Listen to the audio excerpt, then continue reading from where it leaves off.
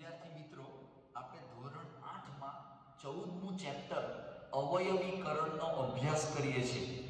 અવયવીકરણમાં આપણે પહેલી રીત જોઈએ છે સામાન્ય અવયવ, એને કહેવાય કોમન ફેક્ટર. એની અંદર બે મુદ્દા આવે. પહેલો મુદ્દો, આપેલી બહુપદીના દરેક પદોમાંથી જો કોમન નીકળતો હોય તો કોમન કાઢીને અવયવ પાડવા, જો બધામાંથી કોમન નીકળે તો.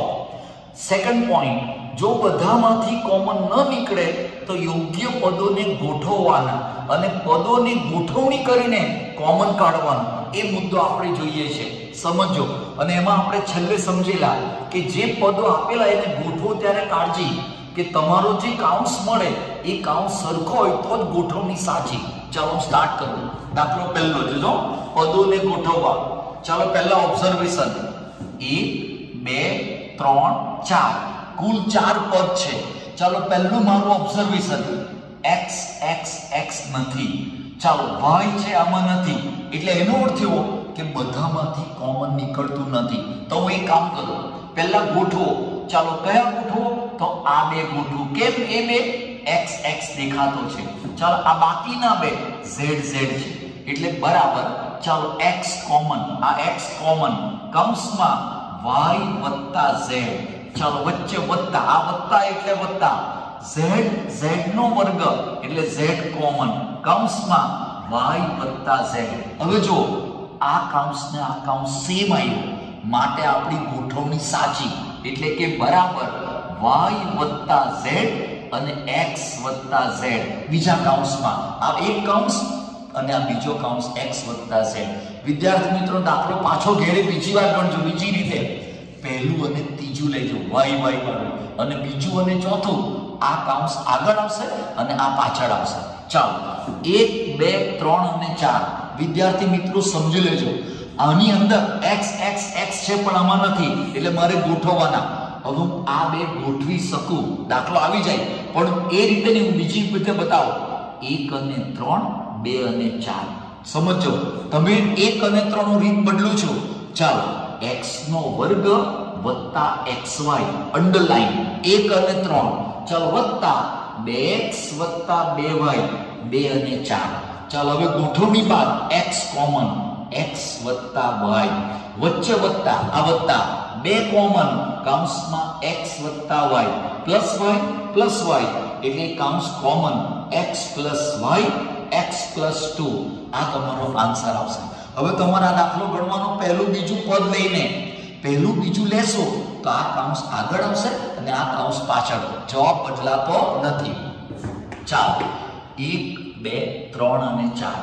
વિદ્યાર્થી મિત્રો, હવે મને પહેલો એક વિચાર આવે, હું આ બે લઉં તો એ બે લેશું તો આમાં એ નથી, આમાં એ બી છે, એટલે મારે કામ આ બે લઈ શકાય નહીં. એટલે આપણે કામ કરીએ, પહેલું અને ત્રીજું, બીજું અને ચોથું. ચાલો બરાબર 3 ab ઓછા 4a એ વાળા. ચાલો વત્તા 12 અને ઓછા 9b 2 અને 4. ચાલો હવે નેક્સ્ટ સ્ટેપ, 3 સિમ્પલ a એટલે a કોમન. ચાલો કૌંસમાં 3b ઓછા 4. ચાલો વત્તા 4 તાલી 12 3 તાલી 9 3 કોમન, કૌંસમાં 4 ઓછા 3b. વિદ્યાર્થી મિત્રો સમજો, એક ખૂબ અગત્યનો કન્સેપ્ટ આવ્યો, સમજો. a ઓછા b આ સાચો ક્રમ.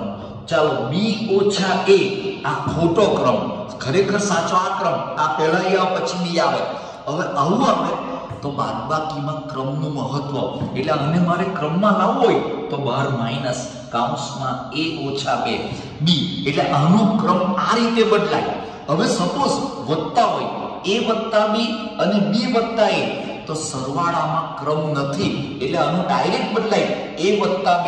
કોઈ પણ ચિહ્ન મૂક્યા વગર, બદલ્યા વગર તમે આનો ક્રમ બદલી શકો. અહીંયા ઓછા છે, ઓછા. હવે આ તો 3b પહેલું પદ અને આ તો 3b બીજું પદ, એટલે આનો ક્રમ ખોટો, એટલે હું ક્રમમાં લાવું. બરાબર a રવાઈ દો, 3b ઓછા 4 આ રવાઈ દો. હવે મારે આનો ક્રમ બદલવાનો, એટલે વત્તાનું શું થવાનું? ઓછા. ચિહ્ન બદલો તો કૌંસમાં ક્રમ બદલાય, 3b ઓછા 4. આ ખાસ કાળજી રાખજો. એટલે આ વત્તાનું ઓછા થયું તો આનો ક્રમ આ રીતે બદલાય. હવે તમે જો આને આ સેમ ક્રમ આવી ગયો, માટે આપણો જવાબ 3b ઓછા 4 અને a ઓછા 3. વિદ્યાર્થી મિત્રો, એક ખૂબ અગત્યનો કન્સેપ્ટ આવ્યો. બાદબાકીમાં ક્રમનું મહત્વ એટલે ક્રમ ખોટો હોય અને ક્રમ સાચો લાવવો હોય તો બહાર માઈનસ મૂકી દો અને ક્રમ સાચો મૂકી દો. સરવાળામાં ક્રમ નથી. સરવાળામાં કોઈ પણ ચિહ્ન બદલ્યા વગર તમે એનો સીધો ક્રમ બદલી શકો. ચાલો હવે આપણે આગળ વધીએ.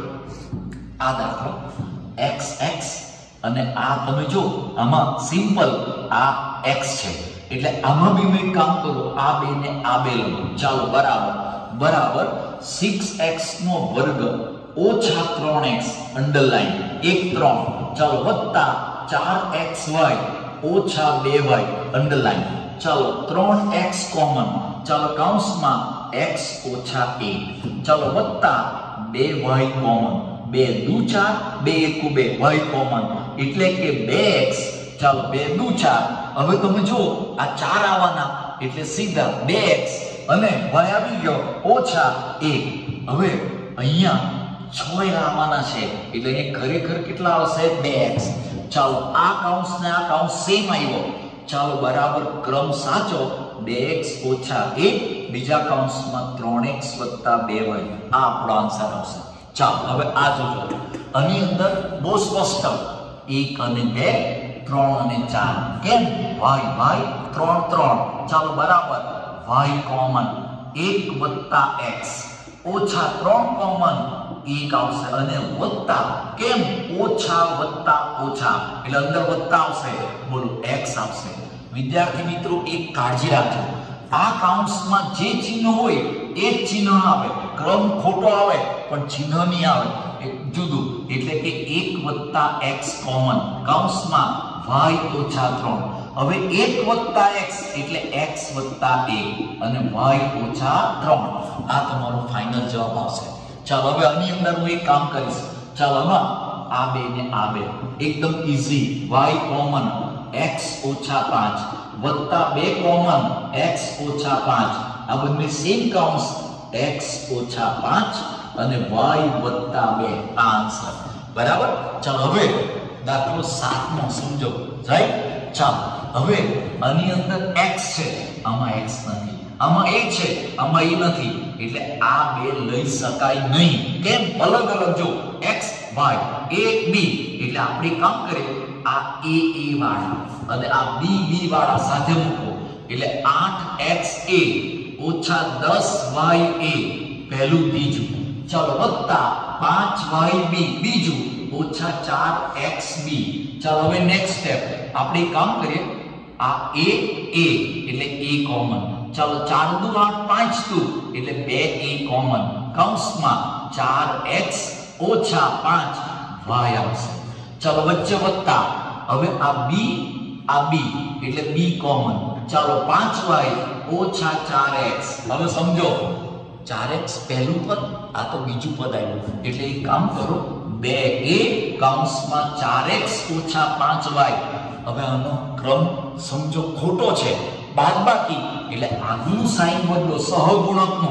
આ ચિહ્ન વત્તા ઓછા હોય તો વત્તા કૌંસમાં ક્રમ બદલો 4x ઓછા 5y સેમ કૌંસ એટલે કે 4x ઓછા 5y અને કૌંસમાં 2a ઓછા 2. વિદ્યાર્થી મિત્રો, આ રીતે આપણે ગણતરી કરી શકીએ. હવે આ દાખલામાં તમે પ્રેક્ટિસ પાડજો. ભલે મેં 1 અને 3 વડે ગણ્યું, તમે 1 અને 4 લેશો ને તો બી આવી જશે. એટલે દાખલો 1 ની 2-3 રીતે ગણવાનો. 1 અને 2 લેવું, ચાલો 1 અને 3 લેવું અને આ રીતે ગોઠવણી અલગ અલગ કરીને જો આવે કે નહીં આવે. એક જ કાળજી, આ કૌંસ ને આ કૌંસ સેમ આવે તો ગોઠવણી સાચી, જો જુદો આવે તો ગોઠવણી ખોટી. એટલે આ રીતે આપણે પદોને ગોઠવીને સામાન્ય કાઢી શકીએ. આ 4 દાખલા તમારા માટે હોમવર્કમાં છે અને ખાસ કાળજી, કોઈ પણ પ્રકારની છેડછાડ થવી નહીં જોઈએ. અંડરલાઈન કરવાનું છે.